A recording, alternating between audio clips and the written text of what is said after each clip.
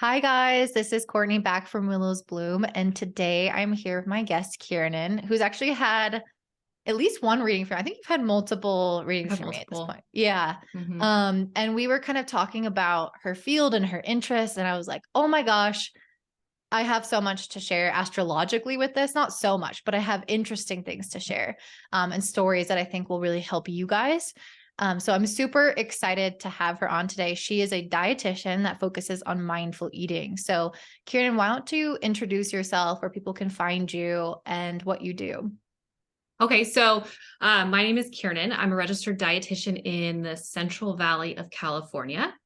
And I started a private practice 2 years ago to help women eat mindfully because what I found was every time I would go to a function with women, whether it be with my kids or not, I would hear women talk about, oh my God, I can't eat that. It's too many calories, or I'm so fat, or oh my gosh, I overate. I shouldn't have had that. And it just really clicked with me that that is very common and it's guilt and it needs to be, we don't need to have that around our food. So I started this private practice. I started working with people and opened up Instagram and all the things. So it's really pretty easy to find me. I do have a website, www.nutritionbykeirnin.com, or you can find me on Instagram at Nutrition by Keirnin. I also follow you, Courtney. So if you need to go through like her followers, if there's not too many, since my name is pretty difficult to spell sometimes, you can find me there. Awesome. That's amazing. Yeah. I think I have it typed two different ways in my email, like Keir and then Yeah. Kieer. I was like, wait, which one is it? Yeah. So yeah, it's EIR. So is that right? Keirnin. Yes. Okay. Awesome. So super pretty name. I love when I see like really unique names like that. Because Courtney just doesn't do it.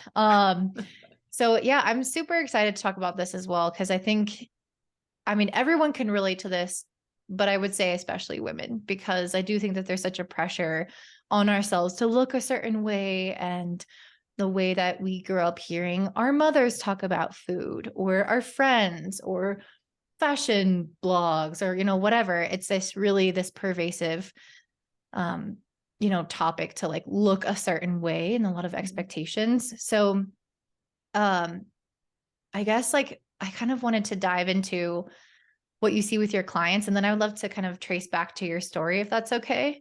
Yeah, But no what problem. do you see as like the most common fundamental thoughts or beliefs or triggers in terms of eating that makes people feel guilty, or makes them restrict, or have an unhealthy relationship with food? Oh my gosh, I see so many different things. I think guilt is a really big one. Yeah. We place like morals onto food. So they're either good or they're bad. And food is neither good or bad. I always tell people that. So it's only bad if it's like moldy and out of date, right?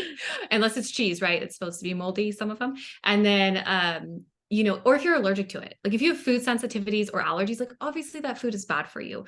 But I think because in the 90s and then in the 20s, everything was low fat. So Mhm. fat was bad. Oh my gosh. Or now it's carbs are horrible. Please don't eat them. But the problem is that's all like terrible nutrition advice. And we all end up feeling like junk. So I see a lot of women who come to me who have tried all the diets, literally Mhm. all of them, the medications, what is there? So like a doc's diet, Weight Watchers, curves, even though it's not like a diet, it's an exercise program. Like they have tried all the things and they have succeeded or failed. And I say succeeded in that they'll lose the weight and then they'll stop and gain it all back. So it's not sustainable. I've also seen it in the restricting aspect of like weight loss surgeries. And I'm not saying they're good or bad. That is a decision between you and your doctor, but I've seen it in that I've seen a lot of people with that had to restrict for weight loss surgeries, didn't take their supplements, and then had nutrient deficiencies. And some of them even had like mental breakdowns from the Wow. nutrient deficiencies. So when we're depriving our bodies of these nutrients, whether it be dieting or through a weight loss surgery, we're impacting ourselves from top to bottom. Absolutely. Yeah. Do you work on like their mindset along with this? Or are you primarily Yeah. doing the food aspect of things? Yeah. I would say 90% of what I do is mindset and habit changes. So Yeah. I feel like it's more psychological Yeah. than anything, because we have this all or nothing mindset, especially in America. I'm not so sure about other countries, but here it's like you either jump head first and start exercising 5 days a week, and you're eating salads for lunch, salads for dinner, no carbs, or you're a big fat failure. So breaking down this, basically we're breaking down that all or nothing mindset, that Yeah. learning to live in the gray, learning Yeah. to trust your body, because we've been taught our bodies don't know what we're supposed to eat, right? But they do. They're very aware of what we need, and we just have to like go within and figure out what that is. And that just takes time, practice, and spirituality honestly helps huge with intuition. Oh yeah, definitely. It's interesting that you call out the all or nothing mindset in particular. This is something that I struggle with and I see with my coaching clients as well. Um, and this is something that they call like splitting when you're really young and you kind of see like your relationship with your mom, for example. Let's say you Oh have yeah. like a really good breastfeeding experience with your mom. Like that's the good mom. And then you have in your brain as a little kid, like a bad mom. If she comes, it's the same person, but in your head as a baby, you can't intellectualize that. So you see any experiences that are negative with her as an entirely different person. And you have this like black and white split. And through our growing, we see nuance and gray, but sometimes in that process, it doesn't fully like happen. And I was reading an astrology book about this, and they were saying it's really common with people with like mutable signs or people who have mixed aspects, for example, with their moon. Like if they have the moon in a hard aspect, like moon aspecting Saturn, and then moon conjunct Jupiter or something more positive, it can make it have that like oscillating effect between having a really good experience and really bad. And it can make us more prone to extremes instead of being able to see the nuance. So it's really interesting to kind of check yourself on that. Like, even if it's not related to nutrition, but if you Yeah. know you have those things in your chart, like it's super interesting to ask yourself, am I having an all or not nothing mentality? So when you're working with your clients on things like that, how do you get them to get out of that or reframe that? Like what techniques do you use or yeah, like I know you mentioned intuition, spirituality is part of that.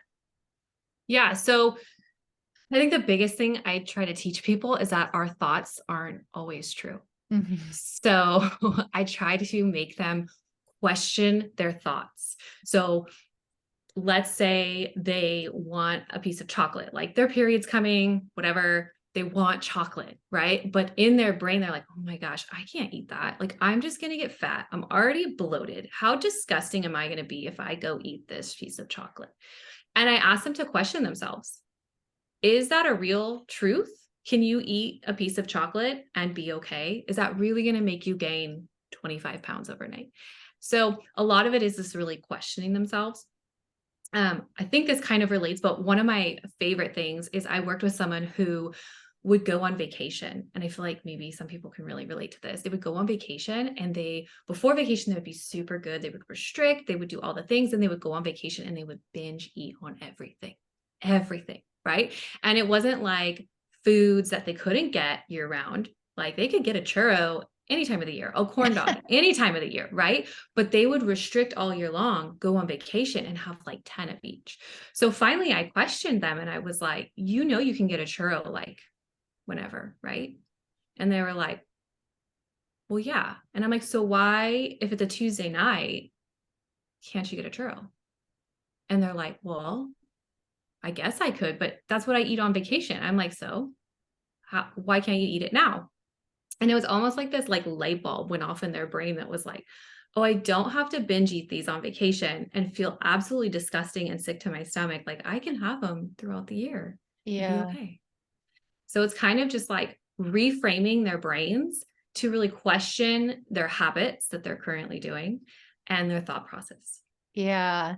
It's funny because I have a similar habit where if I'm going on a road trip and I know I'm going to be maybe not passing restaurants and kind of in the middle of nowhere. I mean, regardless, I want to like stock up on a ton of snacks, and I will eat and feel sick because of just eating all these snack foods that I never really eat, that I'll go to the gas station and get like gummies or chocolates or something. And I started asking myself, like, why do I keep trying to do this at this particular time? Yeah. And then I was like, I think I had this feeling that of scarcity, almost like, Mhm. well, I'm not gonna have food until this time. And it's like this feeling of fear of like, what if I'm hungry? God forbid I'm hungry and I don't have food. Yeah. Um, so yeah, like, do you encounter, like, how do you get people to see where the origin of that thought is? Like, cause I think, in that instance, this is obviously some element of somebody like, okay, well, restricting throughout their life, feeling like they can't have it. And then mine is like scarcity. So I feel like it probably comes from different places. So how do you kind of work with clients to help them get to in tune with themselves to see where that place is for them? Yeah. So that comes with just conversation, like casual conversation, questions like, hey, were you an ingredient household? Like, if you were hungry, did your mom say, like, there's food in the pantry, go make yourself something? Or was there like snack food readily available all the time? I think that's a really big thing. Or a lot of times, what I see is women will come to me and they'll skip breakfast, they'll restrict throughout the day, and then they wonder at night why they're binge eating. So just seeing that habit right there, we can go back to like, hey, were you skipping breakfast because and restricting throughout the day because you want to be like a good eater and lose weight? Or, are you doing it because you're not hungry? Like, you kind of have to play around, Yeah. figure out their stories. And oftentimes they'll figure it out for themselves. Like, they can actually name why they're doing what they're doing. Yeah. So what's your story in terms of your relationship with food and how you've evolved over the years? Yeah. So I was pretty lucky growing up. My mom was a healthy eater.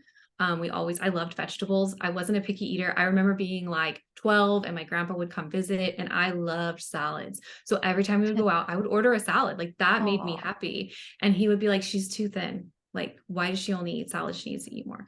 And I can remember that. And I didn't really have any issues with food. I was always like the skinny one in my family until I got to high school. And when I got to high school, I met a boy.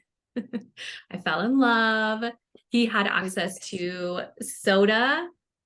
He drove a car, so we were always at Taco Bell, and he always had like, high fat foods. And so I stopped being active. Like, I didn't walk to school anymore, walk home from school anymore. Like, I stopped doing sports because I wanted to hang out with the boy, and I would just eat food, right? So I gained quite a bit of weight for me. And I hate to give numbers because if I were to tell somebody like, hey, I weighed this much, they'd be like, oh my God, I wish I weighed that much. But for me, I went from like being skinny all the time to not, and feeling really insecure in my body. So what ended up happening is I tried to diet. I tried to starve myself. I tried to exercise it off and nothing worked. I ended up boy and I broke up, went away to college, and actually started exercising for like mental health because I struggled with going away to college. So I exercised for mental health. I started really like wanting to eat healthy, making those habit changes, stopped drinking soda, and lost some weight, felt really good about myself and noticed the difference. But while I was at college, I met another boy, fell in love. And I think we've talked about this, Courtney. Like, I definitely had like a dad who wasn't present in my life and all the things. So you can see, like, I hate to say it, like the daddy issues in there. Mm. Um, and in my 20s, he and I split up, like early 20s, and I ended up just so distraught that I quit eating. And I ended up not eating at all and losing a ton of weight, down to like, I think, a double zero. And I loved it. I loved the feeling of starving myself. I loved going into the store and trying on the smallest jeans ever. And that was when looking back, that was when really I went from restricting to just full on like eating disorder. Um, Flash forward, obviously, like got my life together, started studying nutrition, got my degree. And I will say in dietetics, like there's a big shift now where they talk a lot about intuitive eating, mindful eating. But when I went to school, that wasn't the case. It was like, you better eat healthy, be thin, blonde, short hair. Like that was what a dietitian was like, looked like. So I tried to fit the mold, did all the things, had 2 kids, got into my 30s and started gaining weight. But the thing is that I started to do work on myself, and it all started with like, honestly, like spirituality. It started looking into my horoscopes. It started with seeing psychics because I love that kind of stuff. But it started there. And that's when I was really able to see my story as I needed to heal my body and my relationship with food as well. I love that. Yeah. And I think a lot of these, like, our relationship with food or eating disorders, and our relationship with our body, I feel like it really becomes evident at like certain critical phases of our life, like during transitions, like the college years, the high school years. Once you start getting into like your upper 20s, early 30s, like I noticed that there are typically like shifts in weight for people. You're hitting different kind of puberties, and your body is changing in different ways at different phases. And I feel like it really highlights those very fundamental things that you can, as an astrologer, kind of point out in a chart where you might lean. Like, are you going to lean towards restriction or towards weight gain? Or is that not really going to be an issue for you? And I know that I have permission to share your chart. So, Yeah. okay. Yeah. So yeah, you have moon opposite Saturn. So the moon is a lot about how we nourish ourselves, how we fill ourselves up. It has a lot to do with our physical body, especially as women, and our relationship with how we respect ourselves. And so when Saturn is opposite it, it's a lot of, Saturn is very like rigid. And I feel like you were gaining that sense of self-satisfaction almost from like self-flagellation, if that's the right word. I can never remember that word, but it's like being quite rigid with oneself and authoritarian, and like, I'm empowered because I'm in control over my body, and there's a limit here, and I'm like respecting this limit. And it's like, it gives you that feeling of confidence, although unhealthy. And, I see other people who, I think it's Lizzo, for example, who has like moon square Jupiter. And those individuals are just a lot more likely to be like, love me how I am, no matter what size, how I am. And then they might just eat like whatever they want. I don't really know what Lizzo eats or not, but obviously she's on the heavier side. And that's like part of what she advocates, is confidence at any size, which is great. But I feel like, you can see the different kind of reactions based off of what's going on in your chart. So if you have kind of stronger elements associated with being like critical in the chart, like Virgo energy, like moon in Virgo, I see people with that, especially in the 6th house, who will like tend towards eating disorders, because it's like that perfectionism feels really good. Moon Saturn as well. And things with like moon in the 12th house is often about like, people will feel very dissociated from one's body. So they will feel like they don't even understand or feel at home in their body. And that can kind of create a different type of relationship with food. But, and then there's like the overindulgence, which is like maybe the moon in Taurus, or the moon making a square to Venus, which is what I have. And it's really interesting to kind of see from that perspective as well, not only which way someone leans when they're at those different phases of life, but also maybe like psychological things happening to them, and why they might lean towards a certain direction. But it's also interesting to see like the origins of it, because, for example, with moon square Venus, like I will do like a little meditation with myself and ask myself like, okay, my moon is my inner child. What does it need? And then my Venus is like my divine feminine. What does it need? They're in a harsh relationship. Like, why is this coming out as me eating more food right now? And it helps me kind of start to understand like, the food is the symptom of this very deep lack of soul nourishment that's happening with moon square Venus. And that can happen in different things with different chart aspects. But is that something that you see with your clients too, that it's like less about food and less about the body and more about like soul and fulfillment and things like that in their life?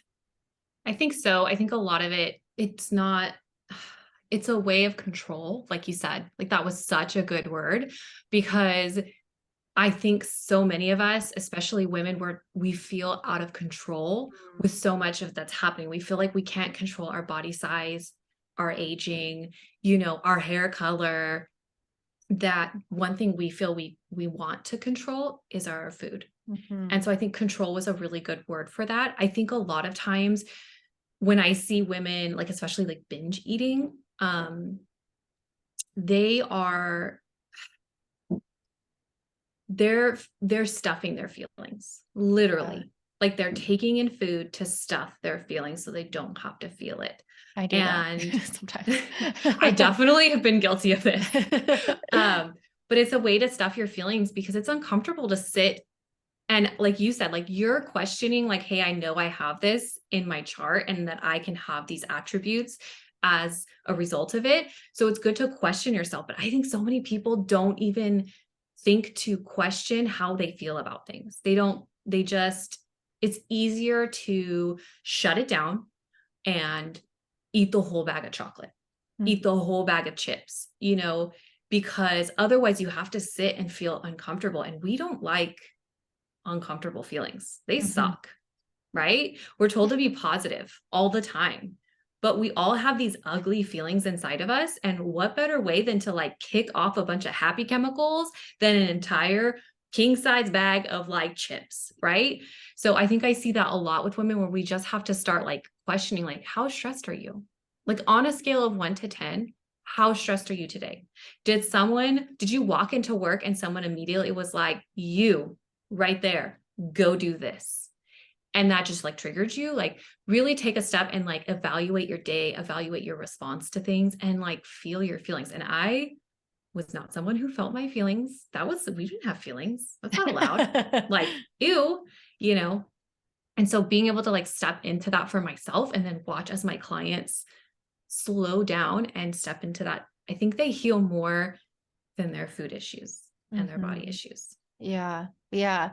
One thing I know about the moon, which I mentioned is so strongly associated with our diet, with how we take care of our body, is that it also is correlated to our needs. And so I feel like women a lot of times will put everybody's needs above their own, and they get to a place where they're so depleted and where they maybe don't even know how to meet their needs in the right way for them, in the healthy way at the right times. And then they turn to things like food to supplement. And that's what I've noticed that I do at times when I am less conscious. And then I come back and I'm like, wait, why did I just do all of that? And I was like, oh, I think I was really tired and I actually needed a bubble bath and to read or to get a massage and to take time out to myself or to be in nature. And I didn't do that this week, or I didn't do that enough today. And that's why I went and ate that or did that thing. Yeah. I think there's, our wellness and our health is so many different aspects, right? Like you can say spiritual, physical, mental, physical, like I think I said physical, but like, there's so many different aspects to health and wellness. And I think we focus and hyper focus on eating and exercise. So instead of like fixing the other things, we think we can fix them over here. So like you said, like sometimes you need a bubble bath. Sometimes you need to recognize that you've like overextended yourself and you need to say no and stop being a people pleaser. Yes. That's a big one right there. We don't have time to take care of ourselves. We live in a society where we busy ourselves, and I am so guilty of this. I will scroll on my phone for hours. I will read a romance novel from start to finish in an entire day. And that's because like I'm looking to like for anything to disassociate and calm myself. And so I think we're all doing that in just different ways. And food is like definitely one of them. Yeah, that is so true. And I feel like it's not even about never disassociating or never doing those things. I think it's about getting to a place where you're doing it less frequently, you feel more conscious and in control. Mhm. And also for me, the biggest thing about all this is like the way that you talk to yourself when you do the thing that you said you wouldn't do. That is what actually matters. Like, it's not the binge eating or the restricting itself as much as your relationship with it and with yourself and how you talk to yourself about that mess up that I feel like perpetuates it so much further. Mhm. What you notice as well. Yeah, that's one of the things I teach. So like, give yourself grace. Mhm. And I tell people upfront, you're going to mess up. You're going to fall off the wagon. You could be so good for years and then you will fall off. Something will happen in your life. And this neural pathway that you created in your brain is just going to go, wee. I didn't want to feel that. Right. Yeah. So it's giving yourself grace at the end of the day, because beating yourself up over it, like, what does that really do for you? It's like a cycle. I think that's kind of like what you were saying, is like, it is a vicious little cycle. So if you beat yourself up because you made a mistake, you're going to feel bad. And then what do you do when you feel bad? You're going to follow that neural pathway again, and you're going to do it again. And then you're going to beat yourself up. It's like, you don't want to do that. You want to be like, okay, I messed up. Like, oh, I can't believe I didn't eat breakfast. I had a cup of coffee. And then in the evening, I ate this giant meal. And then I went into the pantry and I just like cleaned it, you know. What can I do to better help myself tomorrow? What am I feeling right now? Did I not get enough sleep? Kind of like you mentioned, because if we don't get enough sleep, our brains are really smart. They want carbohydrates Mm. because it's quick fuel and it loves carbs. So if you don't get enough sleep, it's going to want carbs all day. You know, if you skip a meal, you're going to want to eat later because it's like, hey, you starved me. So our bodies are really smart. And just being able to question, like, hey, what led up to this? And give yourself a little grace, and then have like a mini action plan that you utilize when you do fall back. Yeah, absolutely. Yeah. It's taken me many years to start to kind of correlate different behaviors and things outside of just food, or maybe more detailed and not like just food in general, but certain types of food, and noticing like how I feel throughout the day as a result of eating those things or not doing certain things or getting up at a certain time or, whatever it is. And it's really beautiful when you take the time to like notice yourself in that way, Yeah. because you create this relationship with yourself and this awareness around how you might be thinking that you're doing something good, but you're actually hurting yourself. Or you're trying to fit into like a mold of what people say you should do when that's not actually Mhm. best for your body. And I think as an astrologer, like that's one of my biggest things is like every body is different Yes. and we have to honor that. So I would see, for example, that like foods like bread really inflame my eczema. I'm like, okay, well, I don't really have very much eczema if I don't drink, if I don't eat bread, if I don't eat too many sweets. And then I'm like, oh, I don't want to stop those things, but I'm kind of like trying to fix them. And I'm just curious for you and like with your clients and stuff, how do you like what did you learn about yourself in the process, and how do you help other people learn about their specific needs when it comes to food and the way they treat themselves, their body? Yeah. So I think what you said is perfect. You know that when you eat, bread and sweets and drink alcohol, that it makes your body not feel good. It makes you have eczema. So similarly, if I love dairy, but if I have cheese, like I am sad, like super duper sad the next day. Like, why did I do this? Right. Same thing with bread. Like literally sad, or like you get an upset stomach? Oh, like my whole body is like, yeah, like I'll get achy joints. My stomach is Wow. upset. It's all bad. Like Yeah. it's just bad. So what sorry, I like derailed here. So what I generally do is, hey, if those things don't work out with you, can you never have them again? No, you can have them again. But, when you do have it, I think being conscious is a big thing. So if you're not consciously eating them and thinking about that, then that makes a big difference, because then Yeah. you're just going to overeat them all the time, right? Or more often than not. So a really great practice that I like to do, that I've just had a client come back and tell me, like, that is the one thing that gets me through the day sometimes, where I will have someone sit back and I will have them basically close their eyes and feel into their body, feel into a time when they didn't eat those foods. Like they went to a party, It was a whole platter, charcuterie board. And they were like, you know what? I'm just going to stick with the nuts and fruit today. And then the next day, how did they feel? And I have them kind of take me through like what they did that day or how their body felt, how their mental health was their body achy? And I really have them feel into that. And then I take them back and I'm like, all right, let's think about a time where you ate these food. Like what was going on for you? Was your body hurting? Did you have upset stomach? Did you get nauseous? Did you get pimples? Like what happened? And I have them feel into that feeling too. And then I ask them, well, which feeling did you like better?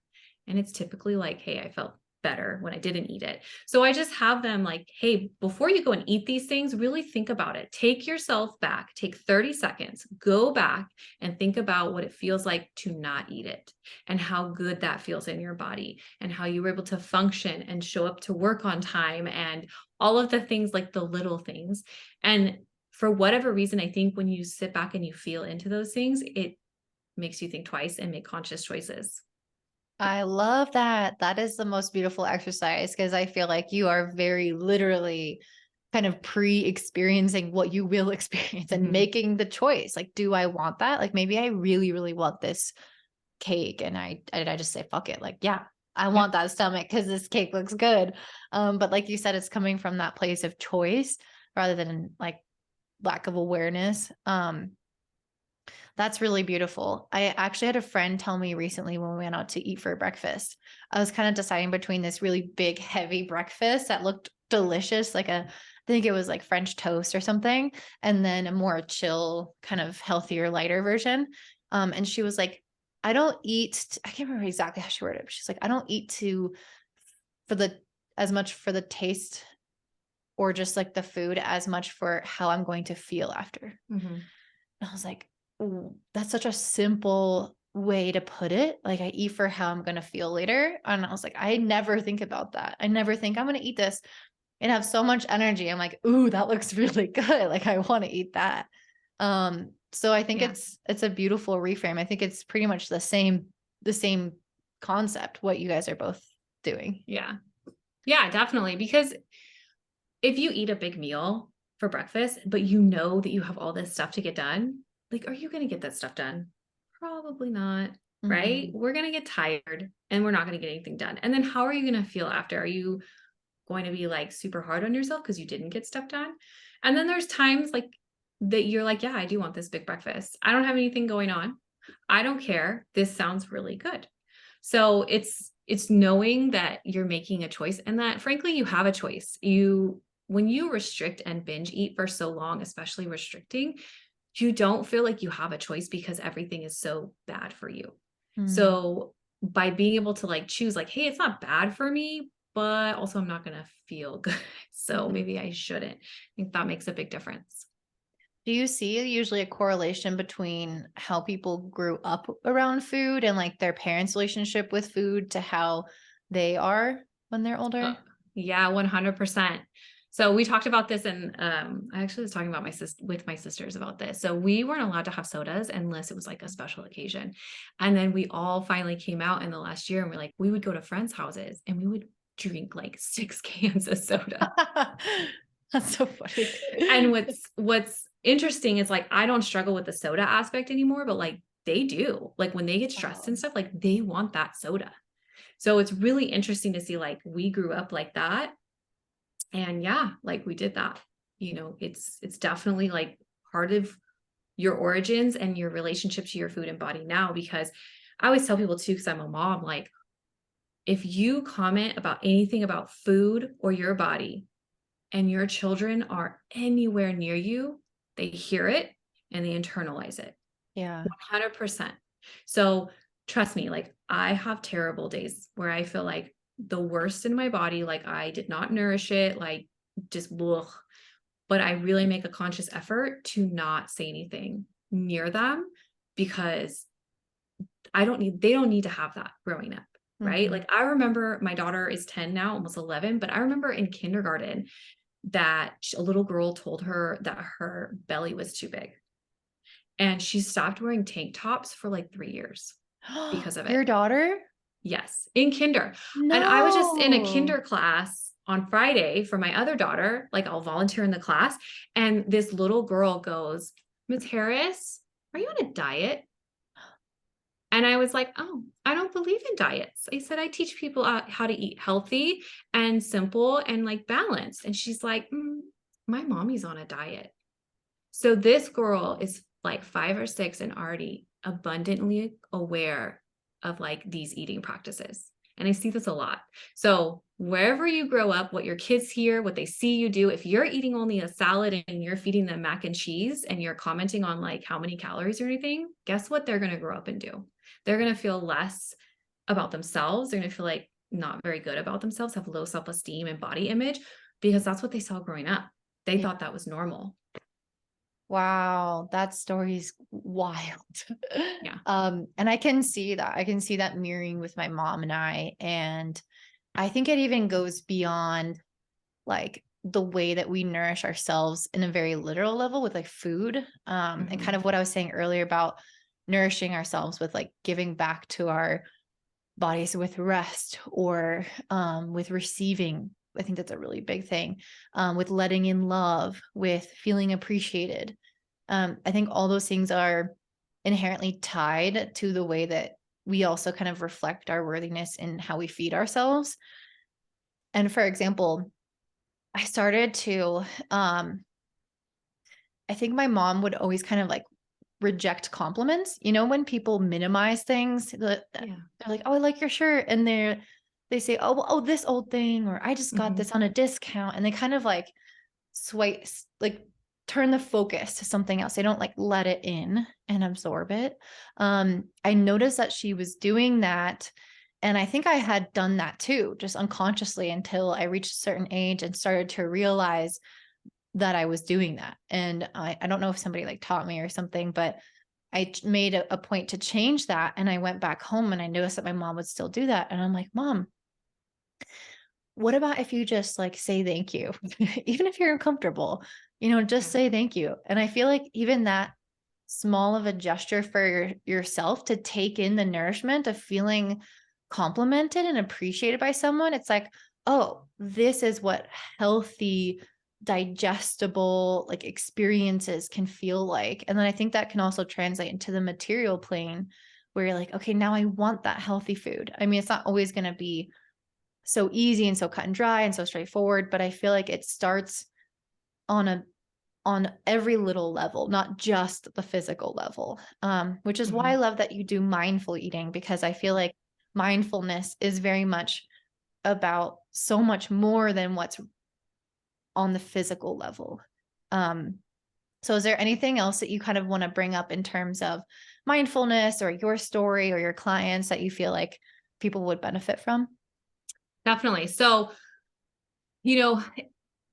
I think one of my biggest things is like mindfulness is not another diet. It's not going to tell you what to eat. Like if you come to me and we work together, I'm probably not going to tell you what to eat or not to eat, but will I help you create a meal plan if that's what your lifestyle needs so that you stay on track? Yes, 100%. But I like to remind people too that it takes time. I have been at this journey for over 3 years and I still make mistakes, but I now finally see in the last year the biggest improvement. So you have to remember it takes time. Some of the tips that I really give out a lot is like, you have to remove distractions, like turn off your TV, turn off, I'm really bad at scrolling, or I'll read a book. Stop that. You can't feel into your body and know what it needs if you're doing and focused on something else. Like multitasking is a lie. And that's coming from like a Gemini who I love doing 50,000 things at once, right? Me too. It's a big fat lie. Right? Nothing will get done. So your body and your brain just physically can't like look into that. So slow down when you eat, like chew your food. I always tell people like when I went on this journey, I used to binge eat Oreos. And then one day, like I started to slow down and taste Oreos. And I found out like, I actually don't really like them that much. Like they leave like a film in my mouth Yeah. that I cannot stand. That's why I don't like whipped cream either. I'm like, what is that? It is a So weird film. Yeah. yeah, it's like the fattiness. Yeah. Oh, So okay. I just tell people like, you're not tasting your food if you're eating fast. And if you're not tasting your food, how do you know if you even like it? And you're just overeating to stuff yourself. So like, you have to be able to slow down, remove distractions, check in with yourself. How stressed are you? How emotional are you? How tired are you? Did you get enough sleep? And then just keep checking in with yourself throughout, and just know that you're going to fall off the wagon. You're going to make mistakes, and just know that you can get up the next meal and make a better choice. You don't have to wait until Monday. Mhm. It's okay to not wait till Monday if you mess up on Friday. So all about balance and just understanding like basic nutrition principles too. But I like to tell people, like, you do the mindfulness first. You check in with your body, learn your intuition, know what it needs, and then you add like the gentle nutrition or the simple nutrition later once you get it down. Yeah.